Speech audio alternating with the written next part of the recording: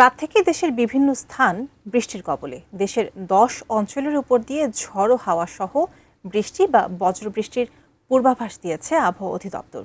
নদী বন্দরগুলোকে তোলা 1 নম্বর সতর্ক সংকেত দেখিয়ে যেতে বলা হয়েছে। পরিস্থিতি জানাতে চাঁদপুর নদী বন্দর থেকে যুক্ত হচ্ছেন আমাদের প্রতিনিধি বিল্লাল ঢালি। বিল্লাল, সকাল থেকে আপনি দুর্যোগপূর্ণ আবহাওয়ার সংবাদ আমাদেরকে জানাচ্ছিলেন, এখন পরিস্থিতি কেমন দেখতে পাচ্ছেন?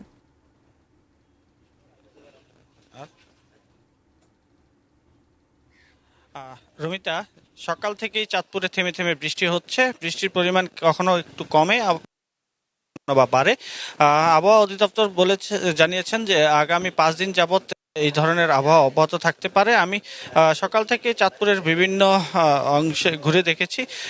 এই যে নদী বন্দরগুলোকে যে সতর্কতা সংকেত দেওয়া হয়েছে তা বড় লঞ্চ যেগুলি আছে সেগুলি মেনে চললেও ছোট ছোট যে নৌযান আছে সেই নৌযানগুলি সেই নির্দেশনা মানছেন না। তারা বলছেন যে যেহেতু নদী উত্তাল নয়, তারা সেহেতু যাত্রী নিয়ে পারাপার করার মতো সক্ষমতা তাদের আছে এবং পর্যাপ্ত নিরাপত্তা ব্যবস্থা আছে বলেই তারা জানিয়েছেন। আমি একটু দেখাতে চাই যে এই যে চাঁদপুরের বেশ কয়েকটি চরাঞ্চল আছে, সেই চরাঞ্চলে জনবসতি আছে। সেখানকার মানুষের নিত্য প্রয়োজনীয় যেই জিনিসপত্র সেগুলো এবং শিক্ষা, স্বাস্থ্য, চিকিৎসা সবকিছু মিলিয়েই তাদের প্রতিদিন কিন্তু এই চাঁদপুর শহরে যাতায়াত করতে হয়। তাদের বিকল্প যাতায়াত ব্যবস্থা না থাকায় তারা ঝুঁকি নিয়েই কিন্তু নৌপথে পাড়ি দেন। আজকেও আমি দেখেছি সকাল থেকেই কেউ বা যাদের নির্দিষ্ট গন্তব্যে ছুটে যাচ্ছেন, কেউ বা সেখান থেকে শহরের উদ্দেশ্যে আসছেন। তো তারা বলছেন যে যে পরিমাণ নিরাপত্তা ব্যবস্থা থাকা প্রয়োজন ছিল এই ছোট নৌযানগুলিতে, সে ধরনের নিরাপত্তা ব্যবস্থা নেই। তারপরেও তারা যেহেতু জরুরি প্রয়োজন, যার কারণে তারা শহরমুখী হতে হচ্ছে।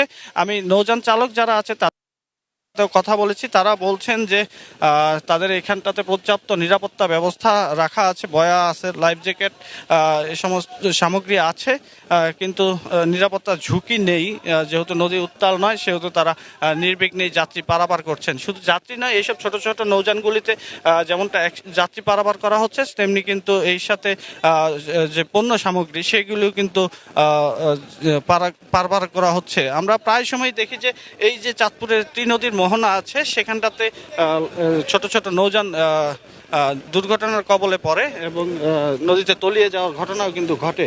কিন্তু আমরা এই যে দুর্যোগপূর্ণ আবহাওয়া আছে সেই ক্ষেত্রে কিন্তু প্রশাসনের যে নজরদারি থাকা প্রয়োজন সেটি কিন্তু আমরা লক্ষ্য করিনি।